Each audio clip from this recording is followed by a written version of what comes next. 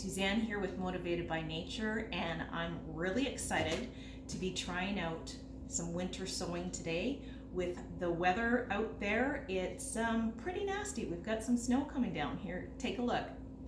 So this is currently what we're dealing with in Calgary, so I thought it would be a great day to start winter sowing. So here we go.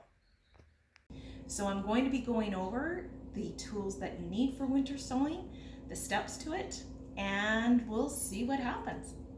Milk jugs work great for this project. Just make sure to remove any labels that are there so that the sun can get through. Next, make sure to have really good sticky tape.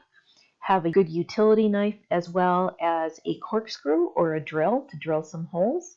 Next, you want to ensure that you have markers. I've just used plastic knives as well as oil-based markers to mark the knives as well as the milk jug. Then label your plant markers with the oil-based markers before you start working with the dirt. I got some great perennial seeds here from West Coast Seeds, as well as some old poppy seeds from last year. And then I've been told that the Pro Mix organic moisture mix is the best for doing this winter sowing. And as well, what I did was I just used a Rubbermaid tub and I put a black garbage bag in it, put the soil in there and mixed it up. And so a good measuring cup and a wooden spoon are also very helpful. Okay, the first thing you want to do is take and poke holes in the bottom of your milk jug for drainage. If you're using a corkscrew, I find that going in about 3 or 4 turns and then pulling it out helps to make a nice hole. You're wanting to make sure you get the drainage. And take and put 4 holes at the bottom for the drainage. And there you see it. You've got the 4 nice holes in the bottom for the drainage. Then you're going to tip it up, and you're also going to put holes on the top. I'm putting about 5, and that's to let precipitation in and also to create a little bit of ventilation. You can see the holes in the top for the ventilation. Okay, then what we're going to do is I'm going to use the utility knife, and I'm just going to cut. You want to leave this portion here uncut, so that becomes your hinge. So just take your utility knife and just start cutting.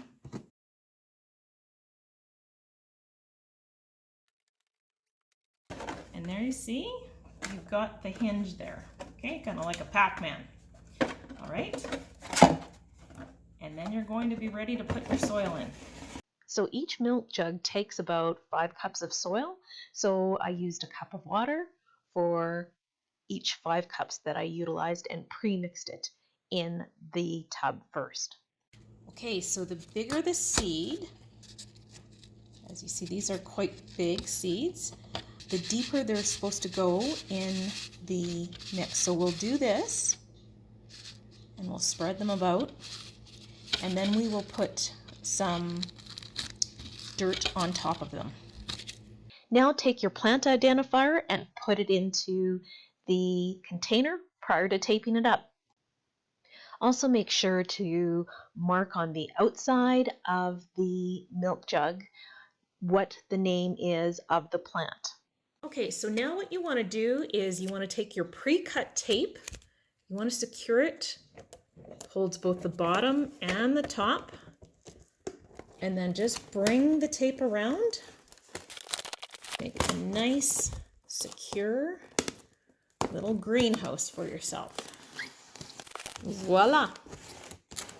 Okay, so you know that you have your milk jug secure enough when you can pick it up and it doesn't come apart. We're ready to take them outside.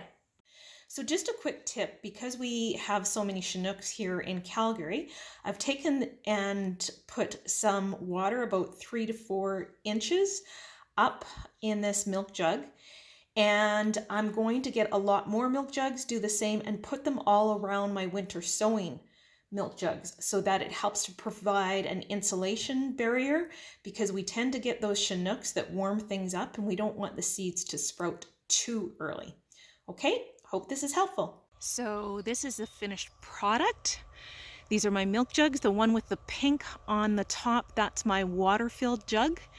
And I'm looking forward to getting more milk jugs so that I can put them filled up with water around these to help insulate them.